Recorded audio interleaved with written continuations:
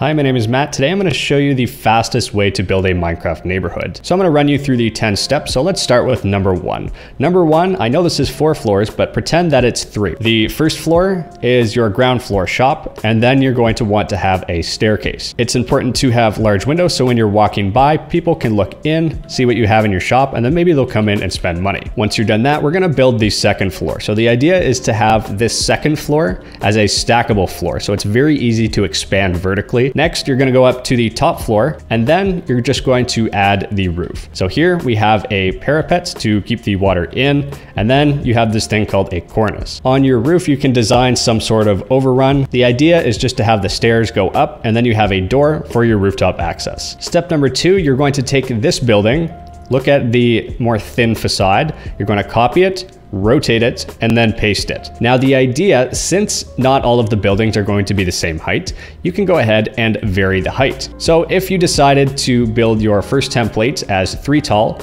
maybe you could expand it 1, and then you could stack this one up to 4. Step number 4, we're gonna go down to the ground and change our ground level designs. I just mean minor variations. You can change the awning, you can change it to different colors, but the idea is to get lots of variation in your design so that when you do copy and paste it around your city, it looks quite different. Now heading on to step number 5, at this point, all of the material should look the same and it may look a little bit bland. It is actually quite common to see 2 identical buildings beside each other. Typically that happens when you have a developer that buys 2 lots side by side and they're not going to pay for 2 different building designs, so they just take 2 of the same ones. But once that's done, you can actually fly all the way up top, and you're going to want to go ahead and do step number 6 and change your roof design. I don't mean anything too crazy, but you can see that I have slight design changes between this stair overrun. This one's a little bit different, and it's different than these ones, this one, and this one. Now at this point, it's starting to come together. So step number 7, go ahead and create your first city block. So what you'll do, you'll take your corner building, put it down here,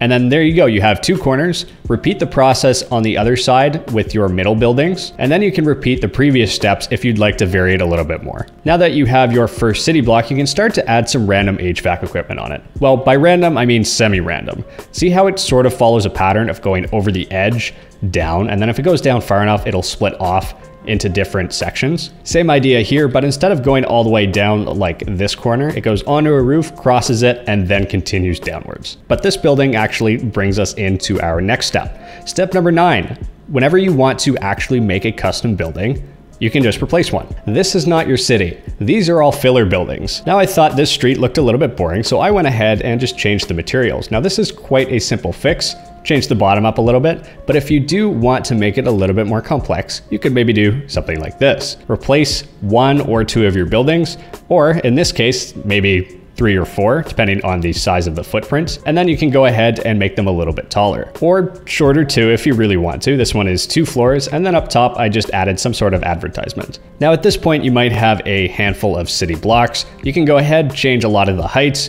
and you can follow all the previous steps to make it interesting. But there's one last thing that's going to tie this whole thing together, and that is to decorate. Now I haven't done a whole lot of decoration, but I did add this tree. I'm starting to add a couple of lights, and then your streetscape as well. So I do have a handful of roads for vehicles, but the crossways ones here, these ones are for pedestrians. Now this is the part where you can get really creative and you can put quite literally anything you want. You can have your roads, your walkways, you can have markets, trees, different road patterns if you want, so it doesn't have to be all on a grid. You can make it look a little bit more European. You could add some parks, some urban parks, maybe Central Park if you really wanted to, or a train station like this built by Lab, which I showed in my last video. To make one of these city blocks, it took me about 4 hours, and then to copy it into the other parts, it took maybe another 30 minutes. So that's the easiest way to make a Minecraft city, at least from a template standpoint. If you like this video, click like. If you really like it, click subscribe. But anyway, my name is Matt. I have a degree in architectural engineering, and you're watching Alpine.